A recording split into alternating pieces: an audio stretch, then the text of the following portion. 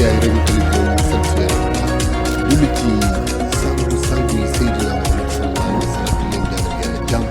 di leen ñaanal yàlla yiw di leen ñaanal yàlla sutura ñu ñaan yàlla ñun ñëpp yàlla ñu yàlla boole defal jàmm ak sutura di ziar bu baax le xalif général des Tidianes su ma ko ziare naa mbokkam mi ca Touba waaye ziare naa mbokkam ma ca Thiénaba Yoff Layène Medina Baye Léona Niassène Medina Gounass Louga la famille omarienne de Dakar et de Louga waaye ziare naa ñëpp rek bépp kilifa diine bu mu bokkal ngànk diine ji ci réew mi tey nag dama ñëwoon Tivaouane dëkk bu màgg di gën di màgg ay junni doomu aadama di fi daje lekk-lekk waaye yàlla def nag boo koy xool bérébu fajukaay yii ñoo fi nekk muy l'hôpital Maam Abdoul Aziz Dabakh qui se meurt à petit feu moom luñ ci wax rek am na luñ ci dese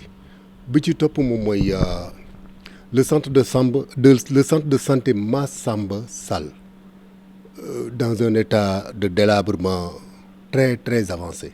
moom tamit ñu war ko xool ay gët waaye ak le poste de santé de Médine avant l'avènement n'est-ce pas du centre médico-social bi nga xam ne nii moo ngi fii ci kaw Zawiya Maam Seydi Hadji Malick Sy léegi condition yooyu la nga xam ne moom moo am file ci Tivaouane ak structure de santé yu limité yi ma fi lim naka la waa Tivaouane di def pour mën a toppatoo leurs besoins primaires leurs besoins premiers parce que gis nga wér-gu-yaram moom lu ci nit def nu ci nit taxawee bu sooxee rek bu sooxee li ñuy wax la prise en charge bu sooxee rek day xaw a doy waar le centre de santé le centre de dialyse bi nga xam ne ni agité woon nañ ko fi moo ngi nii non opérationnel ba tey doxut waaye aussi y a l'hôpital le grand hôpital le fleuron flambant neuf bi nga xam ne ni tabax nañ ko fi mu ne jungaaral ci suñu ginnaaw ba léegi tijjiwul les portes closes comme on le dit ma ñëwoon nag tey ànd ak yéen wax leen problème yi lan la ñu wax ñu problème yi lan la mu ànd ceeg sama mbokku daara sama mbokku taalibe sëriñ Abdoul Aziz Diop Moulay topp leen ma waaw sëriñ bi maa ngi lay ziar Diop naka Tivaouane sëñ bi gën nañ gisee waay maa ngi lay ziar bu baax et kontaan lool ci jóg bi maa ngi déglu bërki dem moo njaay rek sëñ Sidi Ahmed Sy Al Amin suñu frère muy wax ci lu mel nii muy wax ci mbir mii dafa mel ni nag jóg jot na wallahi Hadj Bado ñu ngi lay nuyu bu baax di la ziar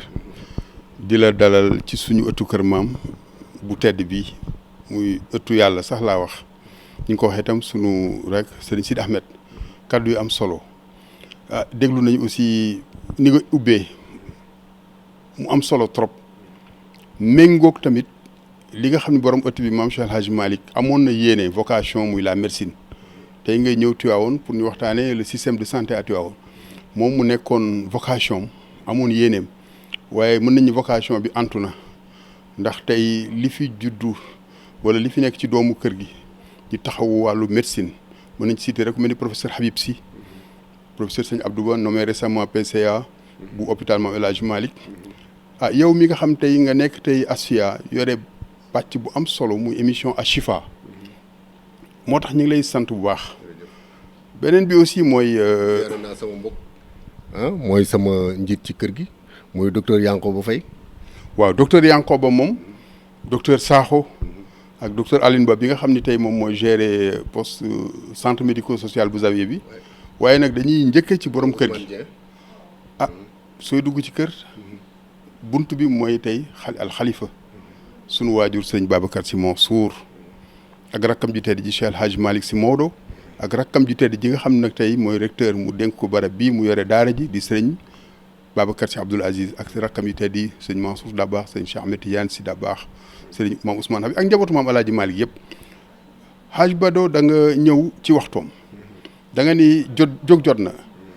wax jot na jóg jot na ndax Tiwaawoon li mu symbolisé wax nga ko léegi ci sa maa ngi koy bi may dugg si laay déglu nga ngay introduire di dëkk boo xam ni 102 000 habitants ñoo fi yeewoo dernier recensement ANSD bu 2023 ratio bi ñu wax ñu ni 5000 habitants bu ne war nañ am benn poste de santé mais Tivaouane soo xoolee tey carte sanitaire bi ni mu tëddee centre de santé Kër Massamba Sall moo fi nekk poste de santé Médine hôpital niveau 2 Mame El Hadji Mame Abdoul Aziz Dabakh maanaam yu fonctionnel en attendant l'ouverture prochaine de l'hôpital niveau 3 bu Mame Cheikh El Hadji Malick mais soo xoolee ratio boobu tey 102 000 habitants nga ni benn poste de santé am na nag le maire am na ñaari poste de santé mais ubbeegul da nga xam donc le ratio est faible donc ça veut dire que Tivaouane tey les besoins en santé sont prioritaires urgence la priorité la sa beneen dimension bi tam mooy l'hôpital Mame Abdou Aziz Dabakh yaa ngi wax léegi incha allah ñu war fa dem hôpital boobu dafa am une dimension anthropologique mooy hôpital boo xam ne dafay jouer 3 rôles poste de santé la centre de santé la hôpital la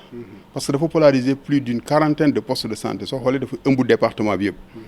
mais da nga gis nit ku feebar Jolof wala Waalo wala faneen ne ma damaa bëgg ñu yóbbu ma Tiwaawoon hôpital Mame Abdou Aziz Da ndax barke góor gu tedd googu ba même su ma génnee àdduna ñu denc ma ci xalxus baaxiya donc dimension boobu moo tax hôpital bi li mu yanu attanu ko dimension spirituelle et anthropologique mais hôpital bi tey jii mën nañu ni si plaidoyer sunu waajuru tedd yu sëñ Babacar Sy Mansour moo def plaidoyer jamonoy Abdoulaye Diouf Sarr bañ def ko niveau 2 mais xam naa dinañ ci ñëwaat def nañ ko niveau 2 ci këyit yi mais ci wàllu budget ci wàllu plateau médical hôpital bi daanaka moo gën a feebar maladie donc am na daal ay soox yu bëri donte la nag personnel bi macha allah ñi ngi góorgóorlu jàmbaar lañu hôpital bi daal li mu yenu attanu ko ci wàllu prise en charge donc yooyu yëpp yaakaar naa ni tey lu ñu war a anticiper la pour que Tivaouane ñu jox ko cër bi nga xam ni moom la yelloo waaw xam naa ni suñu àggee incha allah ci kanam ci hôpital ba si wàllu dialyse beeg ak nouvelle hôpital bi point yu bëree bëri dañ ciy gën mën a ñëw sula mais di rafetlu daal tey ndax li nga def nii d'abord c'est une démarche très citoyenne mais da nga ñëw dans une démarche d'anticipation ndax ñëw nga ci waxtu woo xam ni tey jii yaakaar naa ni ñi ngi waajal gàmmu mais au-delà gàmmu ñetti fan la mais dafa dëkk bi dafay des sa ñi ngi xalaat jumaa ji su ubbee Tivaouane dafay nekkaat beneen autoroute bi ñëw Tivaouane donc dans 2 ans dafay nekk une métropole donc dans tous les domaines surtout volet santé war nañ ko gën a bàyyi xel parce que da ngay tey ji ku bëgg a gàmmu si ku bëgg a ñëw ziar mais am na yu bari dafa manqué par exemple lu mel ni li ñu war a waxtaanee si kanam tuuti muy affaire dialyse amagu fi donc yaakaar naa daal ñëw nga daal ci waxtoom dox nga ci waxtoom di la sant bu baax di la gërëm di ñaan yàlla barkeel di rafetlu tamit taxawaay yi ndax Ashifa moom macha allah émission la boo xam ni Sénégal yëpp koy suivre ngay jël pàcc bu ne mu nekk tam am njariñ lool di sant tamit sunu frère Mame Omar ak technicien Pape Ndongo bi nga àndal ak mbokk yëpp jërëjëf. kon nag suñu mbokku téléspectateur auditeur internautes yi maak yéen ci biir Tivaouane dem kon ni mu ko waxee seeti Yoro Diagne le directeur de l'hôpital Mame Abdoul Aziz Dabakh seeti le maire de Tivaouane ou son représentant waaye jóge fa dem seeti Badiane de l'hôpital Mame Cheikh Seydil Hadji Malick Sy de Tivaouane su ma fa jógee nag dem seeti suñu sëriñ Mame Alpha Sy waxtaan ak moom ci lu baree bari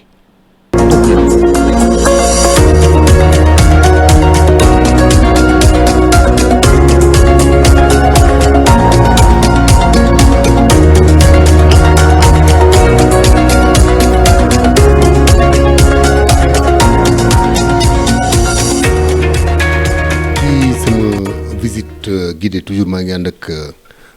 sëñ Abdoul Aziz Diop Moulay ñoo ngi ànd maa ngi moom ba léegi tàggooguñu dama ñëw nag fii ci hôpital Mame Abdoul Aziz Dabakh hôpital bi nag dégg ngeen ni ma ko waxee ci introduction bi dégg ngeen fii pédiatrie bi lakkoon te xale yu bari maa day tali ak coow li mu jur hôpital bi dégg ngeen fii également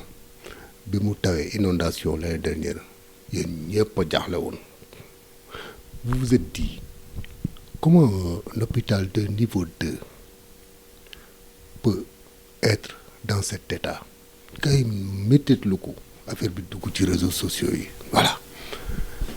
l'hôpital est là fi la unité de dialyse bi nekk gis ngeen dugg naa fa léegi daanaka waaw tungu ne du teew ñuy nataal Yoro Diagne son directeur empêché je suis avec le staff dama koy bàyyi mu présenté wu benn question laa koy posé moom mu wax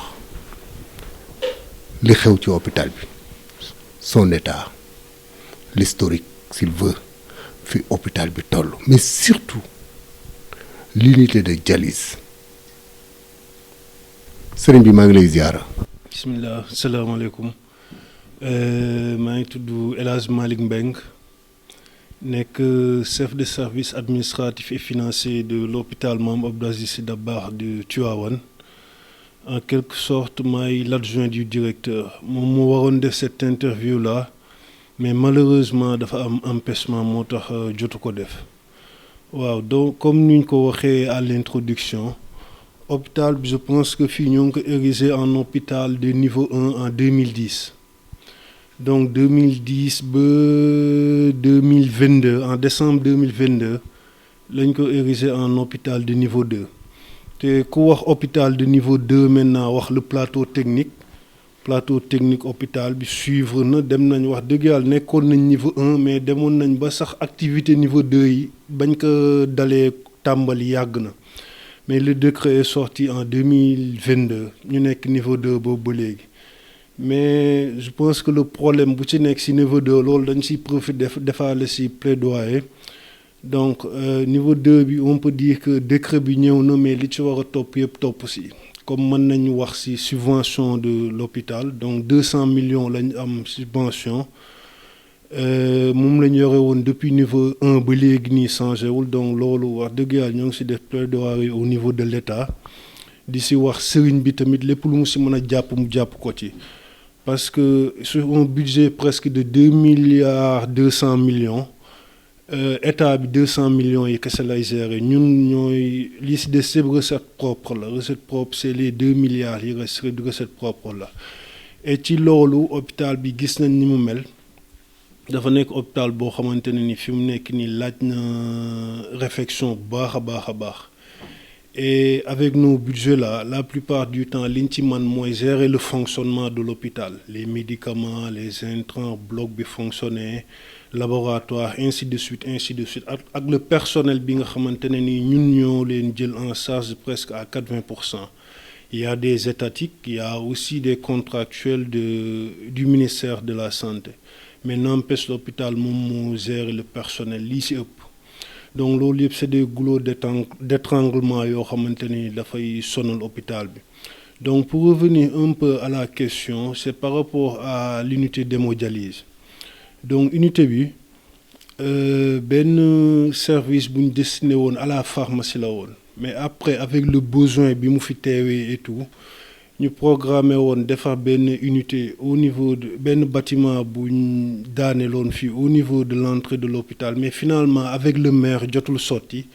donc si la ñu wutaat beneen local boo xam ne ni on l'avait destiné à la pharmacie après local boobu moom lañ modifié nii ni ñu ko gisee comme si image yi moom lañ modifié def nañ les réflexions nécessaires avec le ministère ak Carrefour médical ñoom ñoo koy suivre le plan et tout ñoom ñoo ñu ko jox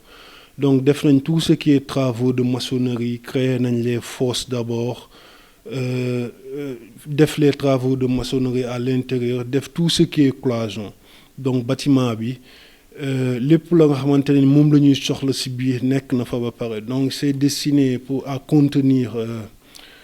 8 postes d'hémodialyse la grande salle moom mooy jël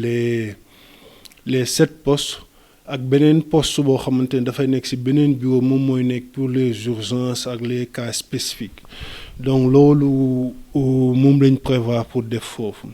donc actuellement travaux yi on peut dire que ça a été réalisé à 80%. Juste li si des mooy finaliser l'électricité bu ñu finaliser électricité aussi def les différents branchements bu machine yi ñëwee côté plomberie je pense que mu fonctionnel et loolu bu ñu estimer la durée normalement d'ici 15 à 20 jours dinañ yeggali ba lépp nekk aux normes donc on est en train de suivre actuellement avec le ministère donc osmose bii ñu yore nii ñoom nee nañ dañuy jox bu gën a puissant donc loolu ñoo ngi nekk di ko suivre ak le ministère donc y a à cet effet benn comité local boo xamante ne ni créé woon nañ ko y avait les représentants de l'hôpital les représentants aussi de la famille donc Abdou Aziz moo ngi nii moom ci comité bi la bokk ak Mame Alpha Sy moom moo dirige sax le comité à chaque fois on se réunit pour xool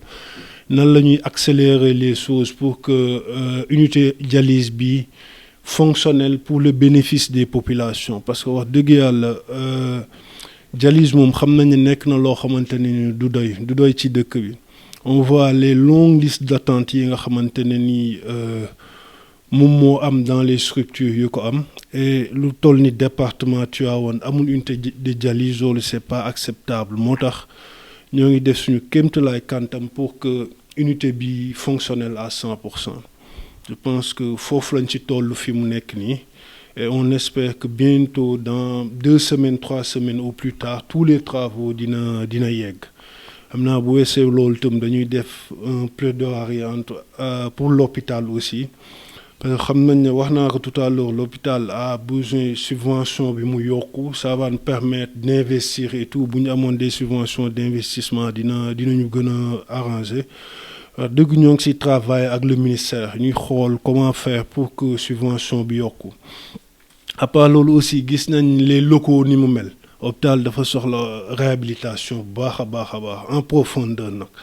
loolu moom moo waral sax suñu budget maintenance c'est assez important à chaque fois lu bari suñu xaalis dañ koy def ci maintenance peut-être du feeñ parce que matériel yi vétuste na bâtiment yi aussi yàgg na donc à chaque fois côté maintenance dañ ciy def lu bëri et en réalité du feeñ les efforts yi ñu ciy def du feeñ parce que lu ñu soxla dëgg moom mooy réhabilitation baax a baax côté assainissement aussi c'est un problème bu ñu xoolee hôpital par rapport ak l'extérieur hôpital dafa nekk genre ko fait dafa xóot donc à chaque fois nawet su jotee dañuy am problème ci ndox bi jóge ci biti day dugg ci hôpital bi ak ndoxu hôpital bi tamit bu ñëwee fii du génn dem fenn parce que hôpital dafa xóot tellement donc loolu dañuy sonal on a des pompes yoo xam ne ni moom la ñuy taal mais c'est pas des solutions durables donc aussi lu ñu bëggoon bu mënee nekk pour réseau d'assainissement bi yegg si fii ba hôpital bi branché si mu mën évacuer moo tax aussi sur ce cas là dañuy dépenser lu bari côté vidange fosse septique yi même chaque mois presque dinañ def plus de 50 vidanges 50 rotations donc c'est un budget assez conséquent à part loolu aussi il y a la pédiatrie suite à l'incendie l'État avait fait une subvention de 400 millions yoo xamante ne ni joxoon na ko l'hôpital pour ñu tabax ci benn bâtiment boo xamante ne ni dafay jël pédiatrie pôle mère non pas pôle mère enfant la mère c'est la maternité am nañ benn bâtiment actuellement oui maintenant bâtiment bi c'est pour la pédiatrie boo xam ne ni dafay amaale néonat en même temps donc commencé nañ ko unité néonatale oui service de pédiatrie avec une unité de néonat donc commencé nañ ko depuis finalement après les 400 millions là ba ñu lancé marché bi ku ko gagné moo ngi ko gagné woon à hauteur de 473 millions TTC donc le ministère a promis de faire le complément donc commencé nañ actuellement grosse œuvre bi pare na ñoo ngi seconde œuvre bi on espère que bientôt dina pare mais ñoo ngi xaar ba léegi la subvention aussi le complément du ministère qu'on espère que dinañ ko jot bientôt voilà à part ça je pense que damay tëj juste pour remercier la famille religieuse à travers le khalife gis nañ ne bàyyiwul hôpital bi benn yoon toutes les actions yi nga xamante ne ñoo ngi ko fi def à chaque fois képp ku nekk Tivaouane rek yaa ngi koy bàyyi xel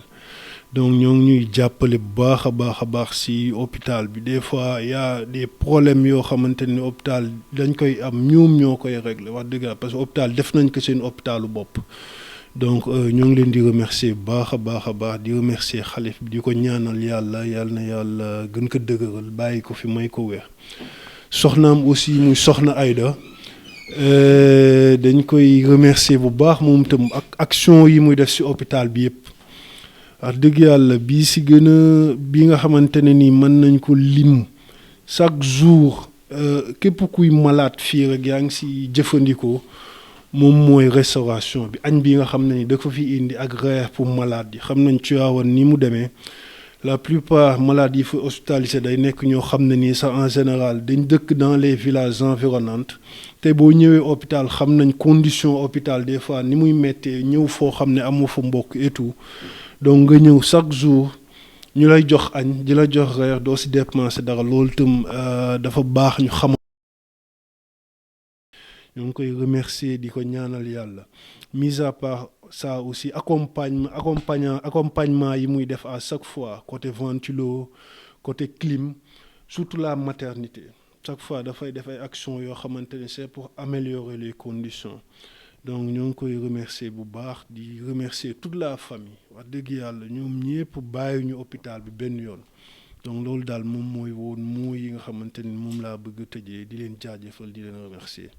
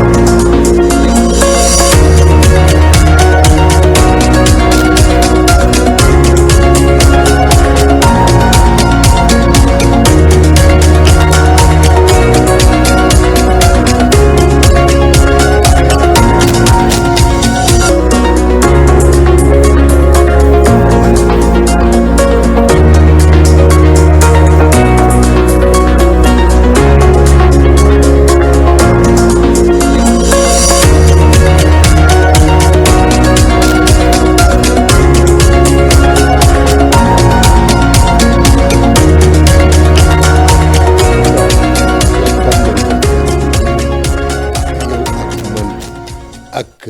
suñu sëriñ Alaaji Abdoul Aziz Moulay dem nañu ànd ak Cheikh Djibril Gueye ñu dem ci yónnentu maam Alpha Sy dem nañu maam Abdoul Aziz Dabakh dem nañu hôpital maam Cheikh Seydil Hadji Malick Sy te léegi nag ñëw nañu dellusiwaat nañu dama bëggoon laaj rek sëriñ bi dama ko bëggoon poser une question xam naa ni les téléspectateurs auditeurs et internautes ñoom ñëpp dinañ xam ni lii ma koy laaj dëgg la mooy lan moo tax waa Tivaouane ñoom duñu kaas te dañuy gërëm rek lu ñëw rek ñu sant est-ce que sant boobu ñuy sant toujours bañ a kaas du porter léeg-léeg préjudice kër gi wala du porter léeg-léeg préjudice programme wala événement wala structure yoo xam ne nii dafa aju ci kër gi marabu dégg nga sama question. Hadj Badou laaj nga laaj bu xaw a mais neex naa tontu sax mais laaj bi nga laaj dëgg la moom ndax kër gi dañuy sant sa duñu laaj waaye sunu waajur sunu kilifa sëñ Babacar Sy Mansour jamono sëñ Abdou Aziz Al Amine di fii defe naa jamono président Macky Sall moo fi ñëwoon waaye sëriñ bi nekkoon ñun duñu laaj sax li ngeen mën duñu leen laaj li ngeen mën waxatuma la ak li ngeen mënul mais dafay àgg foo xam ni kër gi li ñuy laajaluñ ko seen bopp ittey jamonoy Mame Abdou ba léegi seen itte ñoom dama naan c'est des hommes d'État sans mandat électif ni fonction nominative mais responsabilité lañ am xam nga Mame Abdou su demee ba naan diiru maa ngi nekk xalif ginaar gu feebar Tiwaawan man lañ koy laaj loolu responsabilité la bu yàggul jamonoy Covid bi fii ñu nekk tey plus de 600 apprenants ak seeni jàngalekat ndongo daara yoo xam ne seen waajur ñoo leen fi indi si ñëpp gratuitement pendant 4 mois ñu confiné leen fi sa laaju ñu dërëm fii moo njëkk sax avant état di wax confinement fii lañ njëkk a def loolu saytu seen wér-gu-yaram gis nga centre médico-social bi nga xam ni tey moo nekk ci Zawiya bi benn bonne volonté moo ko fi tabax gannaaw gi la état dugal ci loxoom ci ministre Abdoulaye Diouf Sarr ñu équipé ko indi ambulance ensuite yeneen bonne volonté ku mel ni yow mii da nga ci nëbbatuwaay yaa ngi ci dugal sa loxo bu baax a baax ba mu am léegi matériel dentaire ak leneen ak ñoom Yankooba ak association bénévole yi aju ci xadara bi pour woon ni kër gi dafa am loo xam ni tey jamono moo koy laaj xam nga def nañu tour dem hôpital Mame Abdou Aziz Dabakh dem hôpital Mame Cheikh El Hadj Malick niveau 3 bi mais hôpital Mame Abdou Aziz Dabakh moom soo xoolee hôpital bi mooy hôpital waa Tivaouane bii bu Mame El Hadj Malick Tivaouane lañ ko samp mais un hôpital niveau national la soo gisee sax dañoo def centre national hospitalier Mame El Hadj Malick mu yónnee ni su ubbee du pour waa Tivaouane kese mais fii ba zone nord li jëm Louga ba Saint-Louis ba lépp maanaam Sénégal yëpp sax mën nañoo ñëw parce que la fa nekk ci ay commodité mais la fa nekk ci plateau la fa nekk aussi ci service mais hôpital Mame Abdou waxoon naa ko ci njëlbeen dafa am dimension anthropologique ndax mooy hôpital bi ñu fi njëkk a samp mu nekkoon centre de santé xalifa bi tey suñu Babacar Sy Mansour moo defoon plaidoyer bañ def ko niveau 2 en 2022 mais hôpital bi dama ne daanaka moo gën a feebar maladie xam nga fa lañ jóge léegi mais gis nga ni hôpital bi d'abord si wàllu subvention 200 millions de subvention pour un hôpital de niveau 2 loolu subvention ba mu amoon niveau 1 moom la continuer di am léegi le chef du service administratif et financier El Hadj Malick Mbengue wax na ko plus un budget de plus de 2 milliards 200 millions mooy subvention état donc lu ci ëpp fonctionnement la donc plaidoyer fi il faut ñu laaj bi nag dañ koy teg ci ndigal ñu ngi ko waxee ci ndigalu sunu waajur sëñ Mame Alpha Sy Dabakh nga xam ni tey comité de suivi bi ñu samp pour saytu mbiru hôpital bi moom moo ko jiite teewal fa xalifa bi ay rakam ñun ñu teew ci ak ñoom sëñ Mansour ñoom sëñ Sidi bu sëñ Abdou Aziz Amin ak mbokk yu baax yi mais li ñu njëkk a laaj d'abord mooy la réhabilitation maanaam ubbi hôpital Mame El Hadj Malick taxul ñu fàtte hôpital Mame Abdou Aziz Dabakh hôpital Mame Abdou Aziz Dabakh tey li ñuy laaj mooy réhabilitation parce que amoon na benn projet bu FONSIS bu ñu defoon mais war nañ ko def non même en hauteur nga xam ni tey lépp luy service lépp luy plateau technique mu mën ko am parce que hôpital bi da ngay ku jógee Santhie Pire ku jógee Bayti même su dee góom bu muy faj au lieu mu dem ci poste de santé ci hôpital bi lay dem hôpital bi dafa am donc fonction poste de santé centre de santé hôpital wax léegi sax wax na ko am na ci ñu jógee ba Jolof fu nekk di fa ñëw di fajo aussi donc nañu relever le plateau médical nañu relever la subvention mais am ci beneen pàcc muy assainissement hôpital bi dafa nekk ci xur tey Tivaouane am na programme d'assainissement pour les eaux pluviales bu ñu fi lancé le ministre Cheikh Tidiane Dièye normalement jël na point bas yu bari mais foofu benn gën koo nekk point bas donc même su nekkul ci contrat initial bi war nañ mën def avenant ñu def ko vraiment waxoon naa sax directeur bi ne ko na bind su fekkee ne bokk ci pour ñu mën ko intégrer jébbal ko autorités yi parce que foofu nawet gis nga ni muy demee ndox mi day dugg ci biir hôpital yi mais gis nañu déjà les eaux pluviales mélangées aux eaux usées ak ndox hôpital bi waxuma la sax problème d'hygiène publique bi mu posé mais dafa nekk loo xam ni dafay indi désarroi sa gàmmu ñetti at yëpp mois d'août lay dugg te gàmmu xam nga hôpital bi déjà en temps normal rek gis nga ni muy mel mais gàmmu tey lépp fa la jëm parce que mooy centre de référence bi surtout fii au niveau de la région plus de 4 millions de personnes sa gàmmu mois d'août en 2027 2028 2029 ça veut dire quoi premier plaidoyer aussi mooy assainissement nañ ko jël mais am point bu am solo xam nga dialyse bi xam naa soo jugee fii incha allah tey ci ni nga ko waxee sunu waajur sunu kilifa moom muy tëj jataay bi ci ay orientation ci ay ñaanam ci plaidoyer waaye moom dafa am taxawaay bu am solo bu mu am ci hôpital bi wuutu ci nag ay magam wuutu ci ay kilifaam ndax ñaari at ci ginnaaw dañu gis ni département de Tivaouane yëpp amul unité d'hémodialyse muy secteur muy privé clinique privée wala public donc amul benn structure privée ou publique pour ñi nga xam dañu am feebaru roño feebaru rein moom am benn fondation bu ñu naan Amal fondation bu nekk Maroc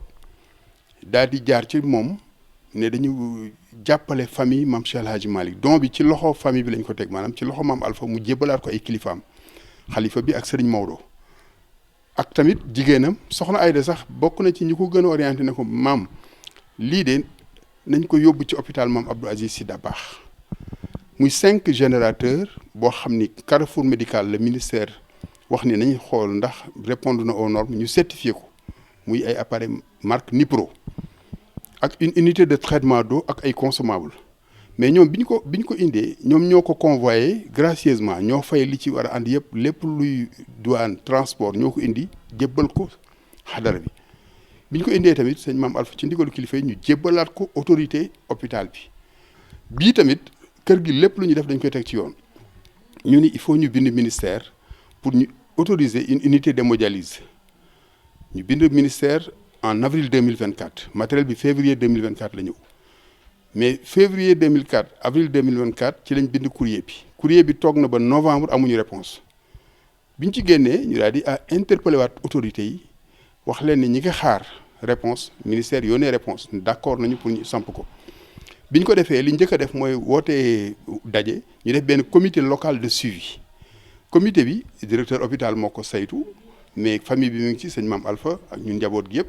maire mi ngi ci ou son représentant conseil départemental waa Diem ñu ngi ci carrefour médical mi ngi ci ak usagers yi ak la commission médicale de l'hôpital le maire boobu ci jamono boobu le maire Demba Diop Sy moom mu jël engagement ne moom local bi ko war a construire bi ñu war a def unité d'hémodialyse moom jël na ko en charge waaye bi mu ko waxee amoon benn blocage d'abord au niveau des procédures parce que xam nga mairie compétence transférée la mairie du moins démembrement de l'État la mais santé compétence transférée la mais les communes ñoom seen compétence mi ngi yem ci poste de santé yi hôpitaux yi conseil départemental ñoo leen di gérer payeur trésor bi fi nekk ne ko su defee loolu tamit financement bi maire yi mënu koo jël ci budget parce que texte yi mënu ko autoriser dem le maire ne moom moo koy jël en charge ci ay pexe boppam ci doole boppam ci ay moyens boppam jaam ak yéeneem nag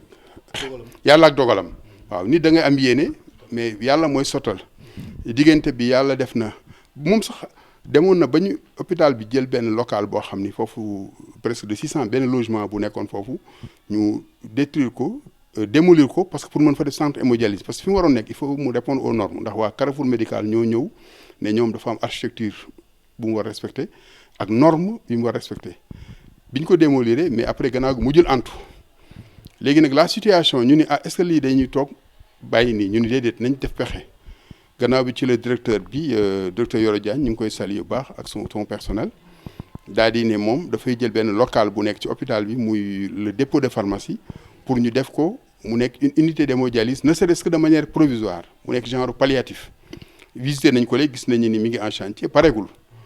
foofu mën na jël 8 postes donc juróomi machines yi nga xam ni tey moom lañ joxoon sëñ Maam Alpha suñ ko indee foofu wutaat yeneen peut-être ñetti postes yaakaar naa dina mën a au moins nekk benn centre secondaire ndax visité nañ Maam El Hadji Malick hôpital ba boobu moom unité moderne d'hémodialyse la vraiment avec presque moins de 20 lits mais presque ay 17 lits ak yi nga xam dafa nekk urgence donc li ñuy wax daal xam naa sëñ Maam Alpha dina ci ñëw incha allah ci kanam moom ndax dina wax fondation bi ñoom yamuñ woon ci machine yi ndax ñu ne Guinée Bissau lañ jox mais fondation bi dafa amoon yéene ci biir Tivaouane am yeneen œuvre caritative yu ñu ci def jëm ci wàllu social jëm ci wàllu santé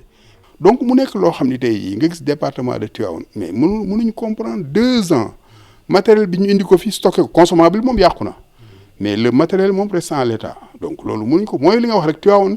am na daal taxawaay boo xam ni kilifa yi moom ñoom li ñu am la ñu maye mooy yiw ak mbaax soo gisee ku ñëw ñu sant la même soo deful ñu sant la mais sant boobu man dama jàpp ni bët bu rusul toj dañu war a nekk jàjj ci ñoom ñu xam ni tey luñ la laajul sa nga xam ni tey lii domaine régalien de l'État la mu war dem ci population yi en termes de santé de voirie d'éducation d'emploi des jeunes loolu État da ci war a taxaw waruñ sax xaar kilifa yi laaj leen ko. sëriñ bi yaa ngi wax lu am solo mais dafa am loo xam ne bu ma jàllee te évoqué wu ma ko day xaw a métti dafa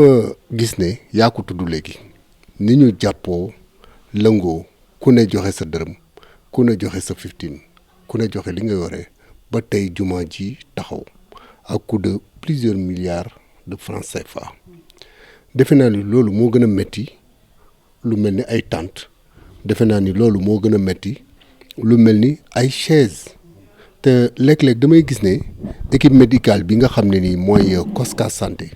am na ñu bëri sax ñoo xam ne daanañ ci ñëw waaye léegi dañoo xaw a dañuy ragal ñëw liggéey ci condition yoo xam ne day xaw a doy waar est-ce que tey jotul ñu fexe ñun def lu ni mel ba dote kër gi ay tente dote kër gi ay chaise dote kër gi ay locaux yoo xam ne ni équipe médicale boobu bu ñu ñëwatee gàmmu dinañ mën a am fu ñu nekk ñu jël suñuy ñu am suñuy bâche yi bopp ba yeneen kër yi sax te bokkuñu ci équipe médicale bi ñu leen di abal ay bâche est-ce que loolu tey jotul. solution la boo xam ni sax urgence la sax laa jàpp ni man sa loolu loo xam ne gis nga suñ ko lancé woon ci gàmmu gi rek ñu ni taalibe tijaan bu ko mën rek ñu ni benn chaise xam nga dañ daan bind DMTA nga bind 3000 4000 chaises ñu ni la 1000 chaises léeg-léeg ñun la ma nga woon fële bâche yi léeg-léeg ñun la ma nga tel lieu finalement pour nga am sa autonomie pour nga am sa même sa indépendance je pense que tey jii jumaa ji déclic la ci war nañ mën a ma li ma xam tey jël naa par exemple le volet médical El Bada suñu amoon base de données am nañ ko sax gaa ñu xool lépp luy aju ci personnel médical ci xadara bi médecin infirmier pharmacien laborante tout ce qui tourne ak les bonnes volontés ñu ni léegi rek pour cette gàmmu ñu ni par exemple cotisation symbolique ñu ni rek somme symbolique boo xam ni de 50 000 par médecin ou infirmier xaalis boobu mu am transparence ñu ni ci la ñu am suñu ay chaises am capitaux tout le personnel médical bii ñëw ci gàmmu parce que tout le personnel est bénévole ñuy ñëw si Coskas ak kaneen ñu fexe ba wutal leen d'abord ay kër yoo xam du sori fii avec tout ce qu'il y a comme accompagnement seen lekk seen restauration mais wut ay chapiteaux yoo xam ni tey kaneen sax su soxlaa tey Jaksaaw su soxlaa tey gàmmu Jaksaaw wala tey faneen soxla Sine wala Saint-Louis wala Louga ñu Tivaouane mën la ko jox man jàpp naa ni loolu lu mën a nekk la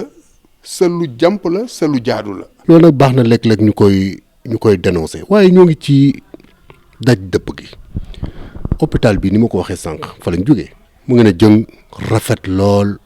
bien équipé est-ce que xam nga ni manque à gagner bi moom moo ëpp ndax actuellement y a des machines yoo xam ne ñu ngi tourner 24 heures sur 24 bu ñu ko bàyyee noonu dafay panne depuis bi mu paree ba léegi bi ñu leen installé ba léegi machines yooyu ñoo ngi tourner waaw xalaat nga ñu gàmmu ren gi te hôpital boobu ubbiwul. je pense que tey parmi les priorités. man jàppoon naa ni sax ci 4 avril bi Hadj Bado dama ni président comme dafa délocaliser woon fête indépendance bi à Thiès pour une première sa Thiès bi président ñëwee honnêtement amu fi fête bi daal def nañ fête c'est bien 3 heures de temps mais président inauguré wu fi dara lu bees à Thiès région bi yëpp ma ñu jàppoon ni ma ne woon naa sax loolu au moins l'état c'est la continuité donte l'ancien régime moo defoon hôpital première pierre mais état continuité la parce que la preuve le ministre Cheikh Tidiane Dièye tey programme bu bees bi assainissement bu 2018 Mansour Faye la woon 2022 sëñ Mbaye Thiam moo ko bouclé léegi Cheikh Tidiane Dièye état c'est la continuité donc jàppoon naa ne président Bassirou Diomaye Faye dina profiter ci 4 avril bi au moins hôpital bi mu inauguré ko mais c'est pas le cas mais léegi def nañ ay réunion jàpp nañ ñaari date man xam naa ci ñaari date yu ñu jàpp yoo xam ne ba léegi antuwul léegi nag blocage bi ñaar la benn bi c'est au niveau financier loolu moom nañ ko wax xam nga li ñu naan ellipse FONSIS mooy le maître presque d'ouvrage au nom de l'État entreprise bi ko réaliser ellipse la mais état bi ameel des koo deseel xaalis boobu nag dañuy ñaan loolu nga xam ni état ameel na ko entreprise bi pour mën a libérer hôpital bi libérer les réserves ñu def réception définitive na ko état génne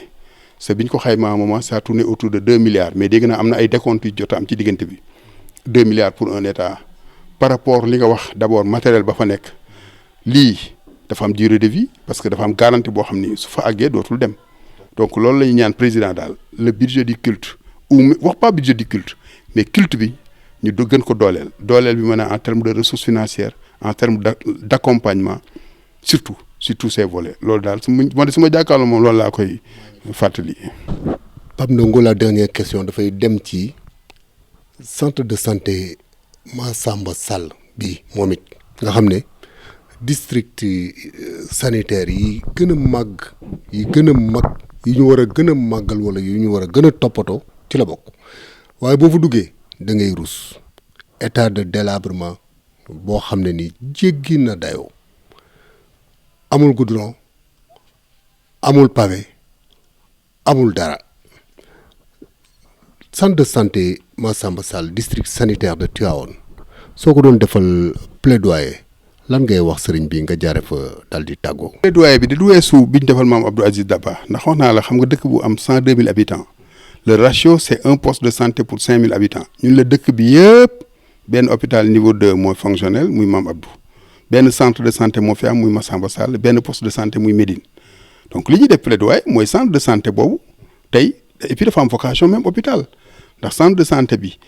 bari na ñu bari tey fa la ñuy dem mais comme soo ko ni nga ko waxee soo fa duggee c'est tellement délabré donc nañ ko réhabiliter vraiment tout ce qu'il y a comme moyen muy relèvement du plateau médical relèvement du budget wutal leen aussi ay partenaires vraiment nañ ko gën a defar daal ba pare yokk poste de santé yi en tout cas ñu ngi lay sant tamit parce que lii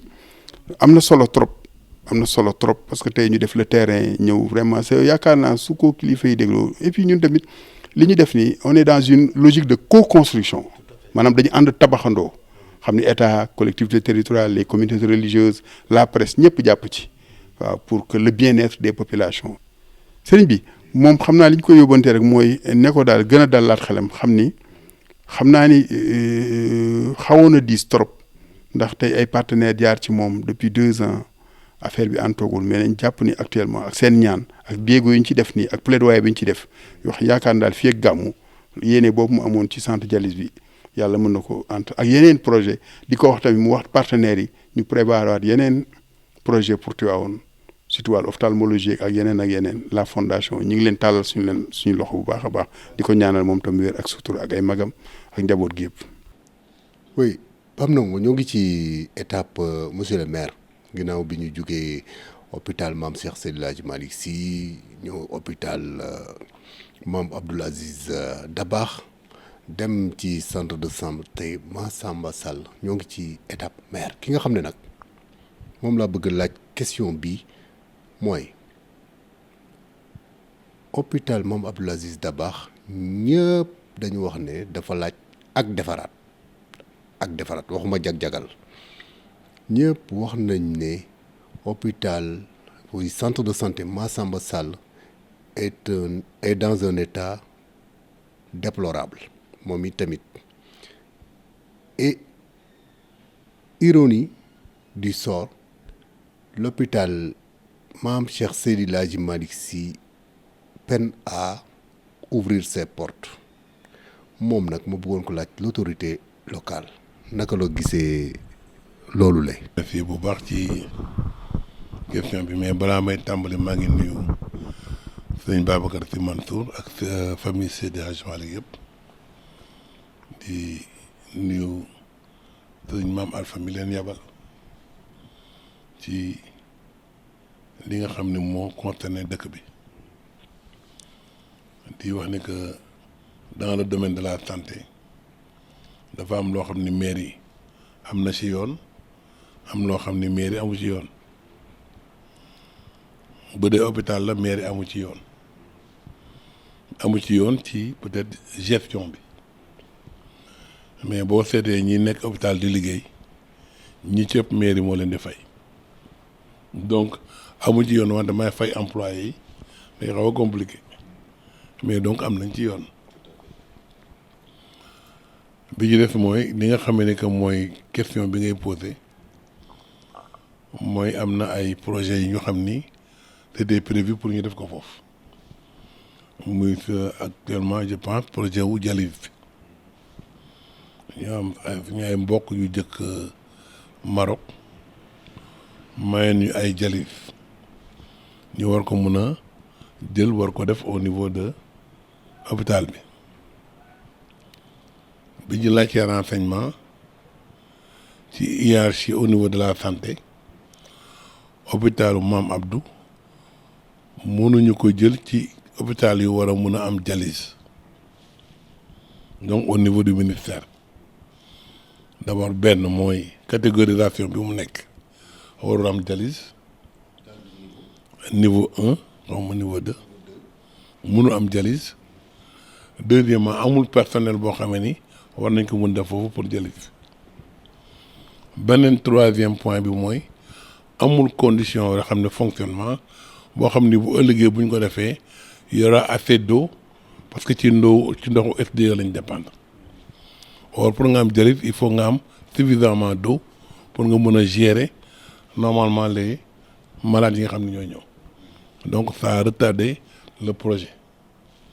donc le ministère boole woon nañu peut-être ak ay société bi nga xam ne ni muy regarder les normes pour pouvoir établir des investissements wala des équipements qui correspondent vraiment ak ñoom li ñu bëgg au besoin waaye voilà waa jëm mais waa jëm am na beneen société boo xamee ni que def naa Carrefour de tudd Carrefour médical bu ñu booleel pour que ñu wax ne que les normes techniques yi ñu war a utiliser pour def ki dialyse bi nii la war a mel donc on a travaillé avec eux sur pas mal de trucs mais comme l'autorisation tardait à venir d'abord muy benn deuxièmement ñoom ils n'étaient pas prêts parce que ils n'avaient pas l'effectif nécessaire pour que bu ñu ko defee ñu taxaw donc ça a retardé le projet. Il y a eu aussi des engagements qui ont été pris là-bas personnellement par man pas par la mairie parce que la mairie ne peut pas intervenir en matière d'investissement dans le truc. C'est moi qui avais pris l'engagement de pouvoir faire le truc. Donc on avait fait les plans et tout et on avait un ingénieur boo xam ni et les conseils municipaux muy Soxna Bey qui devait gérer le projet au niveau de l'hôpital. Donc nous on était vraiment prêts à tout par rapport à ça. Mais vous savez que ni que mënoo liggéey te amul autorisation bu lay mel truc pour nga liggéey donc l'autorisation nous a bloqué après on s'est arrêté parce que le ministre n'a pas relancé et puis ainsi de suite. Le deuxième point c'est que ñoom pour ñoom l'hôpital Seydi Hadji Malick am na unité de dialyse boo xam ni ça compense ou bien c'est plus grand sur les unités de dialyse yi nga xam ne moo nekk Sénégal donc pour ñoom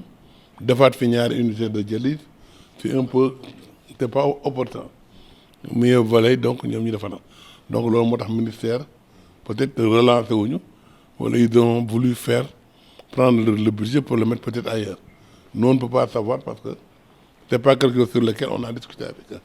mais dans l'état d'esprit on sait que ñoom sawaruñ ci trop donc ñun aussi on n'a pas voulu trop tirer là-dessus donc loolu mooy li nga xam ne mooy moo am sur le plan de la santé exactement sur les hôpitaux. Maintenant sur l'histoire de centre de santé Massamba Sall je pense peut-être yaa ngi wax ne que c'est dans un état de délabrement mais boo demee ci biir di nga xam ne que c'est pas délabré il faut rentrer ci biir boo visiter tu sauras que c'est pas délabré parce qu'avec le nouveau chef de district on a changé beaucoup de choses et il faut rentrer là-dedans pour le savoir am na yu bëri yu amul woon actuellement c'est fait il y a beaucoup de choses qu'on a pas pris en compte on l'a pris en compte mais là-bas ce que je dis aux gens il faut ñu am fa benn soit solaire soit groupe parce que centre de santé la boo xam ni amul groupe électrogène wala amul système solaire boo xamee ni bu amee coupure de courant wala dara dina am lu ko relever pour man c'est le seul défaut que j'ai vu boo xam ni moo manqué ci centre de santé boobu mais sinon en matière d'équipement truc mi ngi am ay équipement parce que famille Massamba Sall jënd na leen table de mu tudd table pour les dentaires jënd nañu ay matériel may nañ leen ambulance bu bees ainsi de suite donc ensuite ils n'ont pas de problème de médicaments donc ça veut dire que ne que ñi ngi fonctionner normalement ils ont le personnel boo xam ne peut-être c'est la mairie qui le prend en compte en partie parce que aussi la mairie ne peut pas prendre tout le monde contrairement à ce que les gens veulent. Donc là, ça c'est l'état de Massamassane. À part ça, la mairie a fait plusieurs, dans le domaine de la santé, 2 à 3 choses. Ben oui, il y a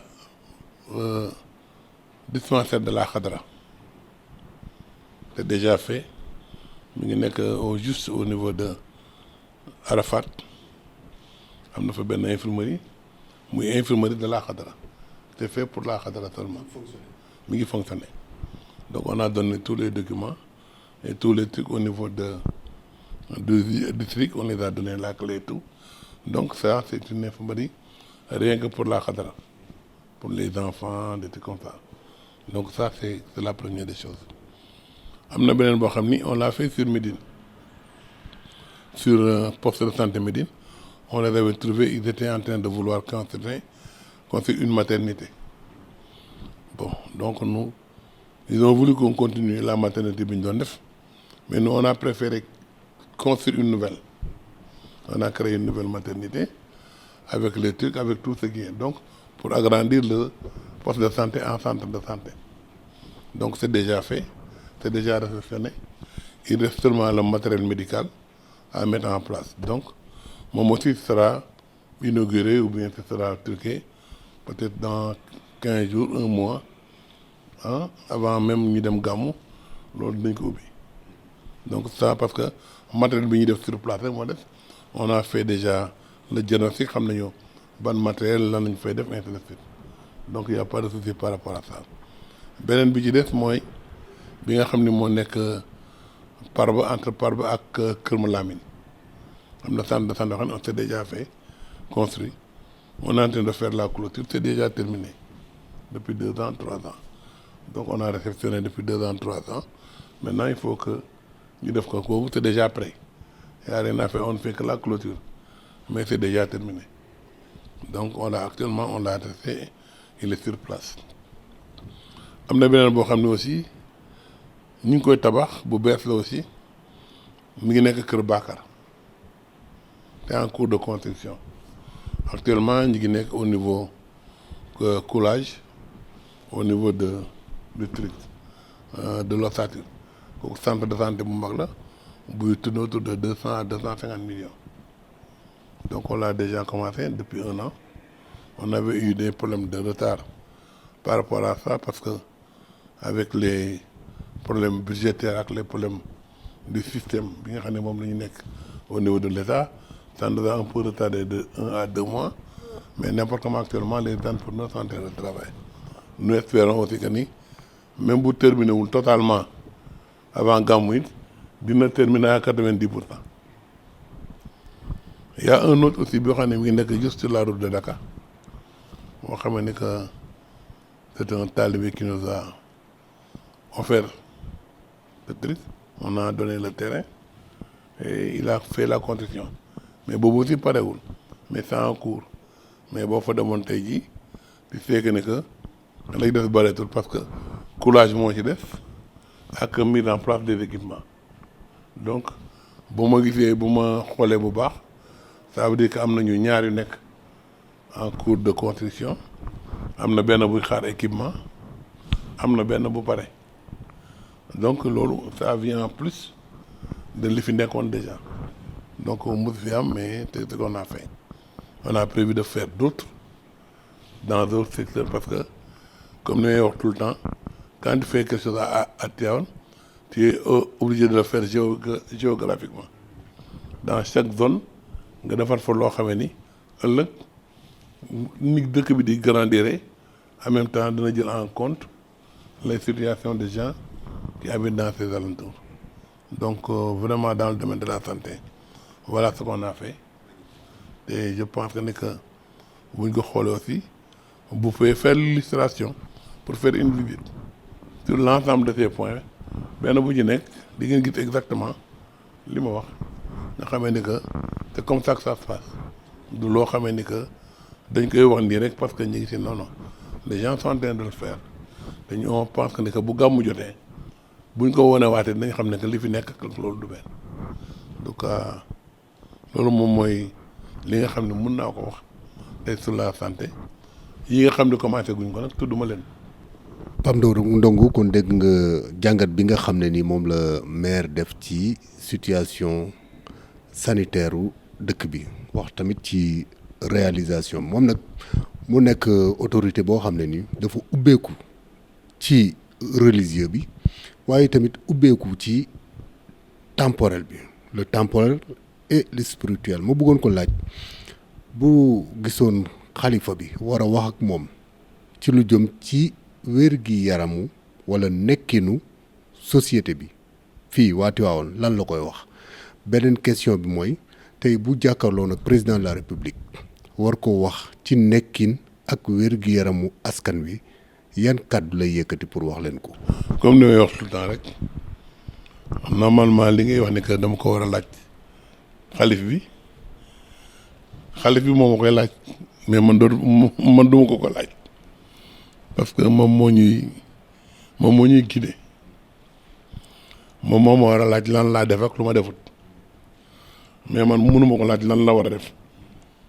moom yeddaate la man avertir dànkaafu nit ñi wax leen pour ñu jël précaution man nag dama war a fexe nit ñi nekk dans les conditions yu ñuy fajoo du benn parce que condition nit ñi pour condition bu ñu fajoo mooy lan moo tere nit ñi faju d'abord lan moo tax nit ñi duñu faju néew doole moo tax nit ñi duñu faju ñàkk moyen moo tax nit ñi duñu faju man nag dama ci am benn gis-gis dama wax ni état gi dafa créer FMU xaw ma FMU dañ koy xaw donc man FMU benn outil la boo xamee ni l'état l'a fait pour aider les gens pour ñu faju voilà noonu la tudd donc man loolu laay utiliser et je l'ai déjà commencé j'ai inscrit les talibés ren par exemple j'ai pris 2000 talibés parce que dama constaté ne les gens yi nga xam ne ñoo nekk dans les gosses yi nekk bu ñu fajoo pour sëriñ daara bi faj leen du am moyen pour faj leen te day créer complication te xale bi day dem ba xale bi du faju donc tous les enfants actuellement ku ci mën a feebar da nga dem faju ji parce que am ngeen carte wala daara bi am na carte boo xam ni mën nañ faj xale yi donc ñun loolu lañ jëkk a def bii def yi demandé au Jakarta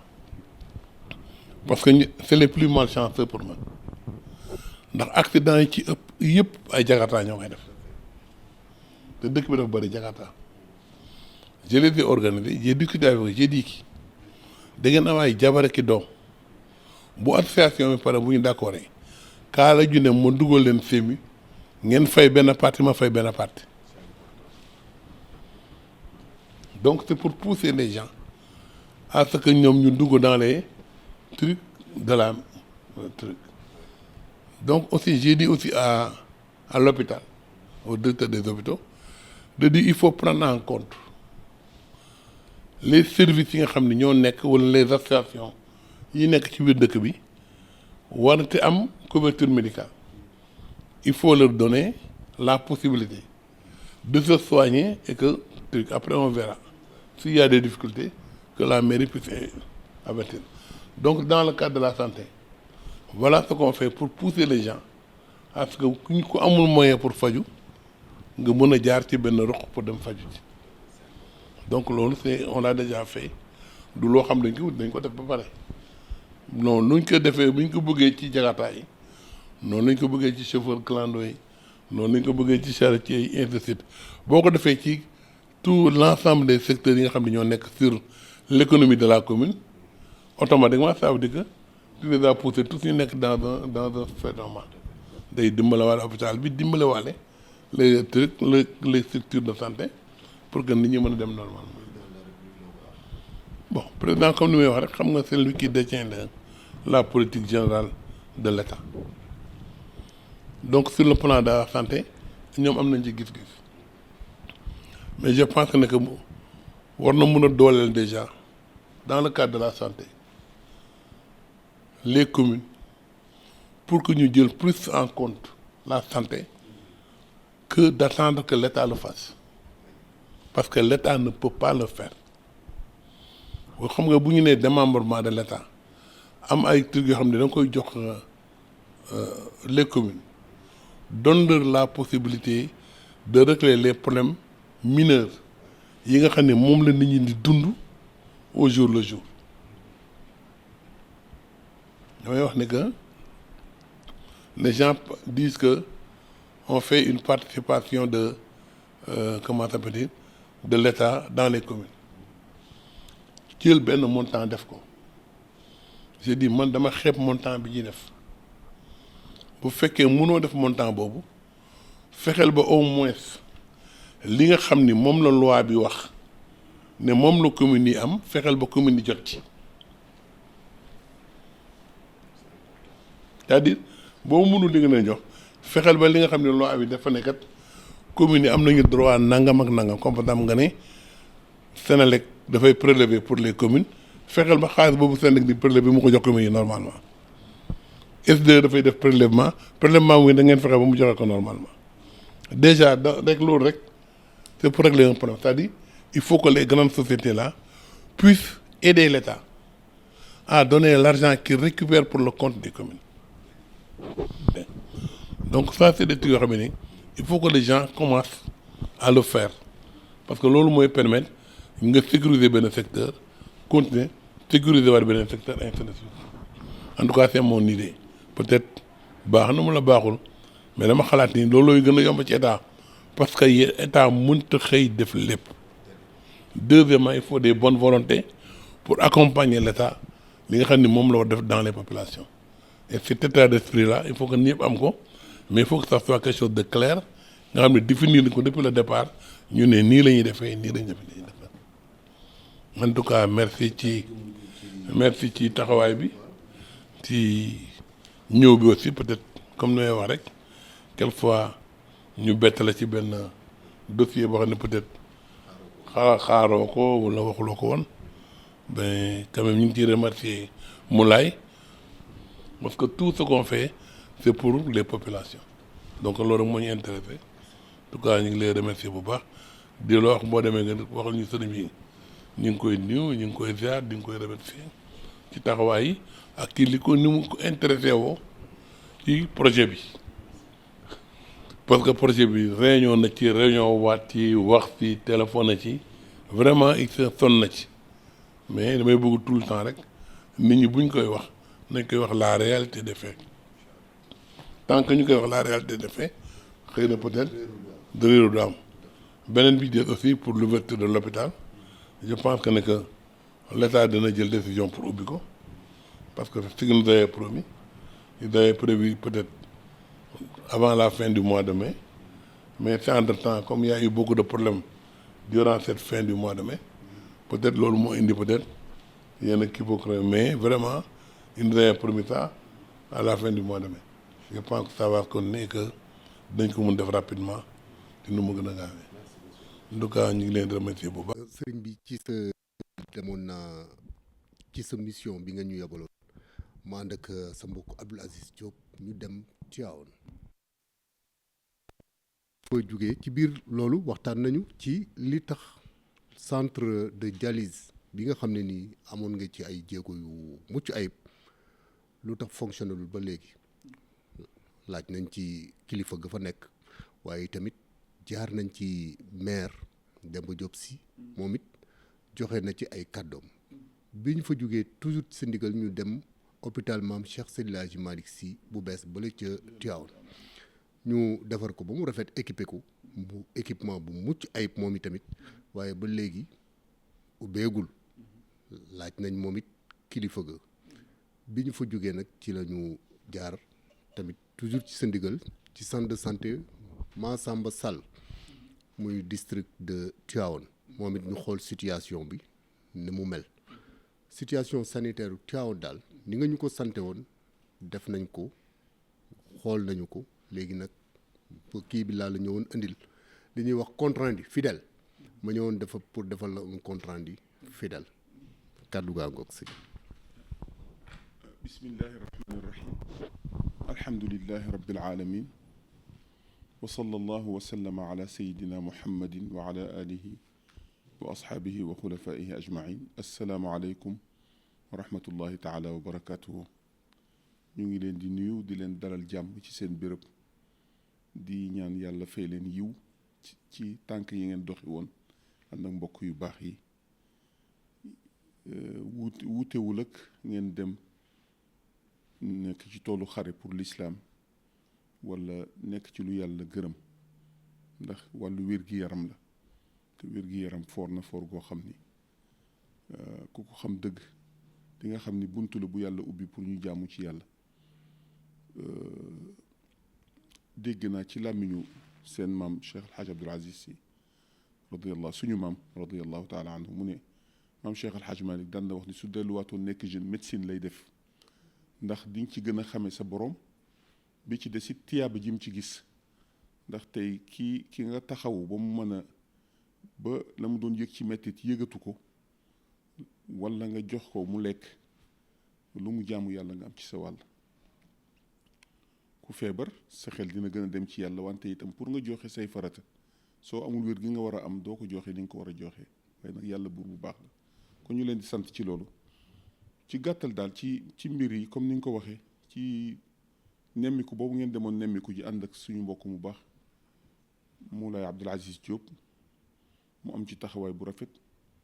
wuutu fa mbooloo mu bari moo xam ni taxawaloon nañ ko yàlla indee xéewal googu ngir xam nu ñuy saytoo mbiru centre boobu amoon yéene itam ni mbooloo moomu day faf continuer di saytuwaale lépp lu jëm ci hôpitaux yi foofu moo xam bii nga xam ne mooy bu Cheikh El Hadj Abdoul Aziz ñu dàkkantele ko wala bi ñu dàkkantele maam Cheikh El Hadj Malick te mu nekk ci wetu Aynu Maadi su dee bi jëm ci Tiwaawan boobu dafa am mbokk mu baax mu ñuy wax Mouhamad Moustapha Fawzi moom moo jiite mu assasatu amal kilifay Maroc réewu Maroc moom la ñu teg ca bopp ba wàllu centre dialyse rek lay gérer di ci yëngatu su ma juumul su ngeen duggee Facebook astafirullah YouTube su ngeen tàppee di ngeen gis imam la en même temps ni ko papam nekkee woon nekk ku cultivé nekk ku baax moo ñu baaxee woon appareil yooyu bi mu fi ñëw itam sama xamee ak moom mi ngi jaaree ci suñu mbokk mu baax ñu koy wax Xalifa Lo gën koo xam ci mbayloo bu Al Amin nekk ak moom nekk loxo ndeyjooram moom ma woo ni ma am na numéro bu lay woo sànq ba léegi jotoo ko jël mais ambassadeur bu Maroc la moo la soxla te aw ma benn chàkk ci ni waxtaan na ci ak moom ba pare damay dégg sëñ Maodo mu tudde ko al muharrikul xafi nee na mooy ki yëngal lu bari te nëbbutu ba kenn du ko gis maanaam lépp loo xam ni luy sagu xadra bi la luy jëmale xadra bi kanam loxo ma ngi ca biir mën na bañ a feeñ nag wala su ca feeñee ba dara desul lu dul fés ci kanamu caméra yi mu làqatu moom noonu lay liggéeyee am na beneen mbokk mu baax mu ñuy wax Seydou Diallo même chose lay def Mor ñang mi ànd ak moom macha allah ak yeneen i mbokk bari nañu ñu ñaan yàlla guddal seen fan may leen wér gën leen dëgëral seen taxawaay rafet na bi ma waxee loolu ma wuyu muy ambassadeur bi Hassan Nasri son excellence Hassan Nasri ñu waxtaan mu ne ma dafa am gan gu fi ñëw jóge Maroc dafa bëgg julli ji juma bëgg na gisante ak yow fekk na maa ngi am crise sciatique bu metti mais mbayloo ni ma dama ko rus nag li sëñ Maodo wax naan dama rus mbayloo mu ne ma sëriñ pexe amul de ma ni ko bismillah ma daal di jël sama kaan solu ñu ànd ndeysaan ambassadeur bi jox ñu oto ñu dem julli ji grande mosquée imam recevoir ñu dalal ñu macha allah bi ñu jullee ba pare ñu jóge fa dem hôtelam teeru bi añandoo waxtaan ci la ñu waxee ni dafa bëgg a ñëw Tiwaawan visiter ko dafa am centre boo xam ni daf ko fa bëgg a def mu jëm ci wàllu dialyse pare na suñu amee béréb bi waroon nañ fa gën a yàgg waaye fekk jamono boobu ay yëngu-yëngu am ñu egg fa fekk sax waa jamaatu nuur ñoom Haj Makhtar Cissé ñu ngi koy nuyu ci jotaay bi ak mbokk yu baax yi ko séq yëpp ñu ngi amoon réunion ci biir jumaa ji ñu dem mu fekke ko visité waale jumaa ji maire ma ngi fa woon Diop si bi ñu paree nag mu ne léegi centre bi fan lañ ko mën a def ak fan ban bâtiment moom pare na pour appareils yi ñëw mu waxoon ñu ni ñu dinaa leen may maanaam 10 appareils wala ñaari centre daal ci wax ñu ànd ak maire ni am na béréb bu mu ko mën a def ñu ànd ak moom dem ci hôpital bu suñu wéyjur Hadj Massamba Sall mooy bi nekk ci yoon bu njëkk ba district bi ñu dem visiter mu wan ñu benn bâtiment ca biir waaye booba bâtiment ba daal mujj nañu dëppoo ci ni parce que Fawzi dafa bëggoon lu gaaw mujj nañu dëppoo ci ni daal mënul jël affaire mënu ko abrité waaw bi ñu fa jógee nag mu war a dem gis xalif bi ñu xaw a am retard sax fekk xalif bi doon dallu ñu gis soxna Ayda mu defal ñu añ ñu waxtaan ndeysaan bi ñu toogee nag di waxtaan ñuy jaaxle léegi fan lañu jëlee terrain tabax ko nangam soxna Ayda ni waaw mais pourquoi pas hôpital bi hôpitalu Cheikh Hadj Abdoul Aziz Sy da ngeen fay dem ngeen xool ba xam ci orientation yu baax yooyu ñu dem fa fekk fa suñu jigéen bi ko doon jiite ñu waxtaan ak moom mu wëral ñu proposé ñu crèche bi mooy fi amoon lakk gi ci kaw waaw pédiatrie waaw Fawzi ni ko kuy war a def dialyse di yéeg étage da nga war a am ascenseur fi 2e étage la ascenseur amu fi day metti ci suuf fu suufee daal moo gën ñu nekk ci loolu après bi mu demee mu ne ma man daal ci gàttal suñu demee su may egg Maroc su ma eggee ci guddi gi su ma xëyee rek daa tàmbali dajale bagage yi yónnee leen ko na mu ko waxee woon noonu la ko defee waaw yu bees tàq lépp ànd ci maa ngi facture bi fii ci kaw yàlla dogal bi ci loolu ci laa xalaate woon ma ni nañ jël ñu jël Sidi Ahmed Al Amin jël Papa Abdou bu sëñ Thierno jël ci kër sëñ maanaam ci buntu yi ci Tivaouane daal ñu jël ak ñoom Mbayloo ñoom Mor Niang ak ñoom docteur Sakho ñuy profité di ko nuyu di ñaan yàlla defal ko tawfiq ak mbokkam yu baax yi muy àndal woyal ñoom ñëpp ñu d'accord ci ni ak woote benn réunion Seynabou Gaye Touré ñëwoon na d'ailleurs sax bagage yi bi mu dikkee moom moo proposé ñu doon xalaat fu ñu koy denc ni nañ ko denc ci bérébam sooy dugg si Tivaouane conseil départemental bi ñu dajee ci lañu formé woon benn groupe WhatsApp di waxtaane mbir mi di ko saytu docteur bi nekk professeur bi nekk Thiès jàppuma turam mais yebalal nañu kenn suñu benn jigéen bu baax mu ñëw teewee jotaay bi ñoom ñu béggee ko lool yàkkamti ko lool ni ñu waa Mbuur yëpp Thiès la ñu jëm si te fees nañu te itam fii Tivaouane itam soxla nañ ko ak li ko wër ndax hôpitalu Am Abdou boobu ngay gis du waa Tivaouane rek a fay fajoo li ko wër yëpp fa la ñuy fajoo si yàgg ngeen dégg xalifa bi wax ko daan na ko fi waxoon na ko fi Diouf Sarr seen loxo nag mas ci jóg ñoom kilifa yi Al Amin yàlla na yàlla yokk yërmandeem loxoom masu fa jóg ci li ñu xam ci orientation saaxoom xam na ci lu bari macha allah soxna Ayda ni ñu ko xamee boobaak léegi ay at a ngi nii añ reer day dem mu koy jaamoo yàlla xalifa bi ci boppam am na ay lu ma fekkewu ma ko woon mais seetaan naa ko ay dons yu ñu indi woon comme ni ko Al Amin daan defee ma sama ci woo benn jour ñu indi ko ci hôpital bi ak yooyu yëpp pour wax ni rek kilifa yi hôpital bi itteel na leen noonu la itam na amee ci biir kër gi ñeneen ñoo xam ni seen loxo ma ngi fay dugg seen ndimbal mais siiwaluñ ko maanaam fesul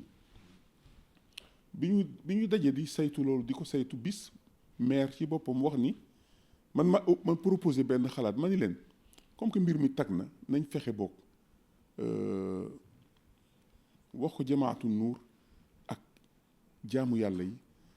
ku nekk joxe dara fekk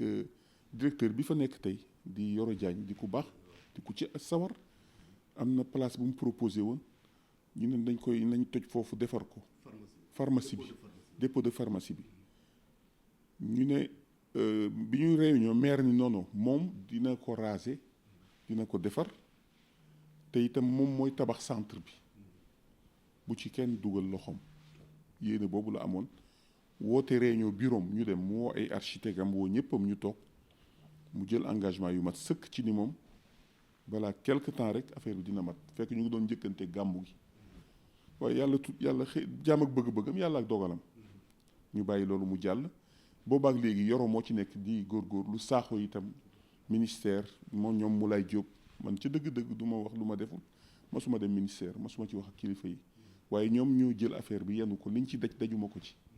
Fawzi itam la mu waxanteeg ñun ba mu eggee Maroc ci saa si rek la daal di song affaire yi woo ma appel vidéo wan ma kii bi bagage yi ñu ko yeb ci seen camion yu gudd yooyu comme yi indi légumes yi yëpp pare départ mu koy suivre ak par GPS. léegi mu bind message ni ma camion bi génn mi ngi Agadir génn na dugg na Sahara bi mi ngi Dakhla mi ngi nangam dama mujj yéemu sax daanaka chaque 2 heures de temps mu woo ma bëgg ci daal sawar ci lool ba bi mu egsee frontière bi mu wax ñu ko ñu waxtaan ak ñoom Famara ak ñoom kii ñu wax ko mbokk yi ñu yombalal ñu mu ñëw jéggi bi mu egsee Rosso mu wax ma ko ba bi mu egsi Kébémer ba ngaay guddi googu war naa bis bi muy dugg Sénégal moom nelawul boole kook ñi ko indi bi ñu ñëwee ñu taxaw sama buntu kër ñu defaral leen reer ñu reer après ñu départ yóbbu ko nag déposé ko foofu ci palaasu soxna Zeynabou Gaye bi boobaak léegi def nañ fi ay daje def nañ fi ay réunion affaire bi takk daal dëgër docteur Yoro nag def na ci jéegu yu mag a mag a mag Moulay Diop waxi noppi moom toujours mu jooytu ko bon ñuy ñaan ñu ñuy waxee ci centre bi nag noonu la ñuy wax itam ci hôpital bu bees beeg mu am Cheikh Al Hadj Malick man demaguma fa dégg naa Serigne Sidi Ahmed Al Amin yal na yàlla guddal fanam jooytu ko wax ko taxawaay bi yàgg na jaamu yàlla yi soxla nañ ko nit ñi bëgg nañu faju te man maa lay waatal ni Tiwaawan ñaari hôpital yooyu sax tuuti na fa waxuma la dara mais gàmmoog ziyaar li fay daje ci ay nit rek kenn xamul nu mu toll ñëpp ciy jàpp nag soldaar yaa nga fee sapeur a nga fee yéen a nga fee ak ñoom Yankuba macha allah mais du tax mu doy waaw du tax mu doy ñuy ñaan son excellence président Bassirou Diakhar Diomaye Faye ñu koy ñaan mu bàyyil ñu ci xel li ko yàlla dénk ci kàddu ak ci sañ-sañ mu dimbale ñu ba mbir mi jag